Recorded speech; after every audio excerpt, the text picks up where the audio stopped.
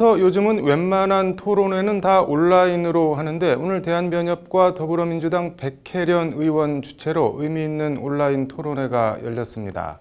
공익소송도 돈 있어야 하나요? 라는 다소 도발적인 제목이 붙은 공익소송 패소비용 제도 개선을 위한 입법 방안 모색 국회 토론회입니다. 어떤 말들이 나왔는지 왕성민 기자가 토론회를 취재했습니다.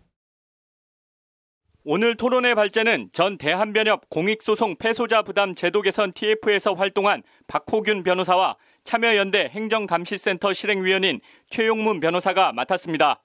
토론자로는 법원행정처 사법지원실 정혜림 사무관, 법무부 국가소송과 윤경식 사무관, 서울대 공익산업법센터 김태호 위원 등 법원과 정부, 학계에서 두루 참석했습니다. 일단 우리 민사소송법 제98조는 소송 비용은 패소한 당사자가 부담한다고 패소자 부담 원칙을 명시하고 있습니다. 쉽게 말해 패소한 쪽에서 변호사 비용 등 소송 비용을 부담해야 합니다. 이 소송 비용 패소자 부담 원칙은 공익소송에도 원칙적으로 예외 없이 적용됩니다. 이 패소자 부담 원칙이 사회적 약자의 권익 보호와 불합리한 제도 개선을 위한 공익소송을 위축시킨다는 것이 토론회 발제자들의 공통된 문제의식입니다. 공익소송은 대다수 국민의 공익을 위한 선의의 목적에서 제기되는 소송임에도 불구하고 패소의 부담은 소송 당사자만이 부담하게 되는 바, 이러한 구조로 인해 공익소송이 위축되고 있다는 비판. 멀리 갈 것도 없이 지적 장애인들을 섬에 가두고 염전 노동에 노예처럼 부려먹은 사실이 드러나 전 국민을 공분에 빠뜨렸던 신안군 염전노예 사건이 있습니다. 국가와 지자체의 관리 책임을 분명히 묻고자 피해자 8명이 변호사의 조력을 받아 국가배상 청구 소송을 냈는데 1심에서 단 1명만 이겼고 나머지 7명은 패했습니다. 이에 나머지 7명은 700만 원에 육박하는 소송 비용을 신안군에 물어내야 할 처지에 몰렸다가 2심과 대법원에서 승소하면서 소송 비용 부담은 벗었습니다. 이기고 지고 액수의 많고 적음을 떠나 국가의 국민 보호 의무와 지자체의 관리 책임을 명확히 하기 위한 공익적 목적의 소송에 비용을 부담한 씁쓸한 사건입니다. 헌법 제27조는 국민들의 권리 구제를 위한 기본권으로 재판 청구권을 명시하고 있습니다. 재판 청구권을 실질화하려면 적어도 공익소송의 경우엔 소송 비용 부담을 완화하거나 면제해야 한다는 것이 패소자 부담주의 예외제도 필요성을 주제로 토론회 발제를 맡은 박호균 변호사의 말입니다.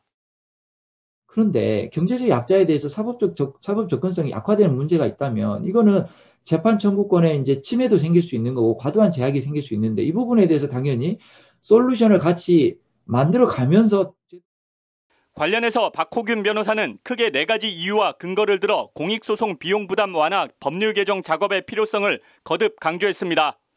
소비자, 대기업과 같은 사회적 지위 격차에서 발생하는 힘의 불균형 해소, 입증 책임 부담이 큰 전문 소송의 특성, 헌법상 재판 청구권의 실질적 보장, 사회적 약자, 소수자 보호 기능 활성화 등이 그것입니다. 공익소송 자체가 기존 제도나 판례의 불합리함을 지적하고 개선을 요구하는 특성이 있어 입증 부담이 크고 패소 가능성이 높은 만큼 공익소송 활성화를 위해선 소송 비용 문제 해결이 반드시 필요하다는 겁니다. 양 당사자의 지위가 대등하지 않고 또 전문적 영역에 해당하거나 증거 편제로 입증의 부담이 큰 경우가 많고요. 공익소송은 현 시점에서 법령이나 법원의 판결의 문제점을 지적하고 전향적 개선을 촉구하는 경우가 많아서 토론회에선 또 당사자 부담 원칙을 규정한 민사소송법 제98조와 함께 같은 법 제109조 변호사의 보수와 소송비용 조항도 도마에 올랐습니다. 종래에는 변호사 보수가 소송비용에 포함되지 않았지만 1990년 민사소송법이 개정되면서 변호사 보수도 패소자가 부담해야 하는 것으로 바뀐 겁니다. 인권과 정의, 소비자 보호, 환경 보호, 국민 건강권과 관계되는 의료소송 등 공익소송들에까지 일률적으로 패소자 부담 원칙을 강제할 것이 아니라 변호사 보수 각자 부담 원칙을 선별적으로 적용할 필요가 있다는 겁니다. 이명박 정부 당시 총리실 민간인 사찰 피해자가 국가를 상대로 낸 손해배상 청구 소송에서 일부 승소하고도 청구한 액수가 다 인정되지 않았다고 수천만 원에 달하는 소송 비용을 국가에 상환해야 한다는 것은 말이 안 된다는 겁니다. 이후 논의를 해서 대한변협에서 2020년도에는 그것보다 조금 더 적극적으로 98조를 개정하자 해서 재판 비용까지 예외를 둘 수 있는 거를 한번 만들어보자. 공익성이라는 이제 개념을 가지고요. 소송비용 제도 개선을 위한 법률 개정 방안을 주제로 두 번째 발제를 맡은 최용문 변호사는 소송비용 결정과 집행, 두 단계의 법 개정이 필요하다고 지적했습니다. 먼저 법원이 소송 비용액 확정 결정을 할 때 공익소송 등에 대한 예외 사유를 고려해야 한다는 취지를 민사소송법에 명시하는 게 첫 번째 단계입니다. 다음 단계는 국가를 당사자로 하는 소송에 관한 법률을 개정해 국가가 소송 비용을 강제 집행하기 전에 공익소송 등에 대한 예외 사유를 다시 고려하라는 내용을 삽입하는 겁니다. 이를 통해 법원이 소송 비용을 확정했다 하더라도 국가가 그 집행을 완화하거나 면제하는 방식으로 실질적으로 공익소송에 대한 비용 부담을 덜어주는 겁니다.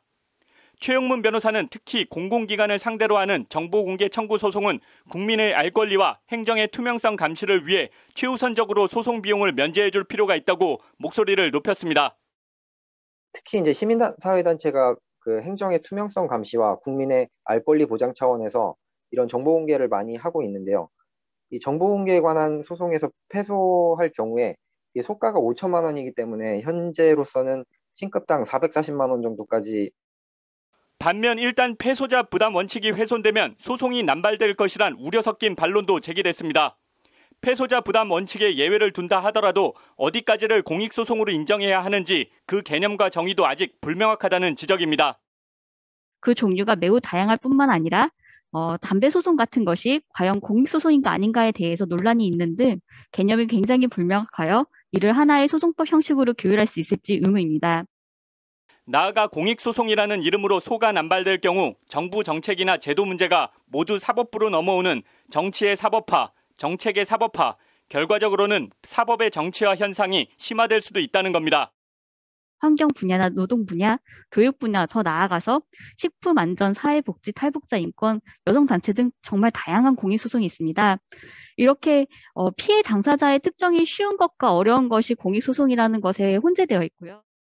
앞서 법무부 법무검찰개혁위원회는 지난해 2월 국가송무제도 개선 차원에서 공익소송 패소 당사자의 소송 비용을 필요적으로 감면하는 규정을 마련하라고 권고한 바 있습니다. 오늘 토론회를 공동 주최한 국회 법사위 백혜련 의원은 오늘 논의를 바탕으로 21대 국회에서 공익소송 활성화를 위한 실질적인 입법이 이루어질 수 있도록 최선을 다할 것이라고 밝혔습니다. 공익소송과 소송 남발의 우려 사이에서 합의점을 도출해 실제 법 개정으로 이어질 수 있을지 주목됩니다. 법률방송 왕성민입니다.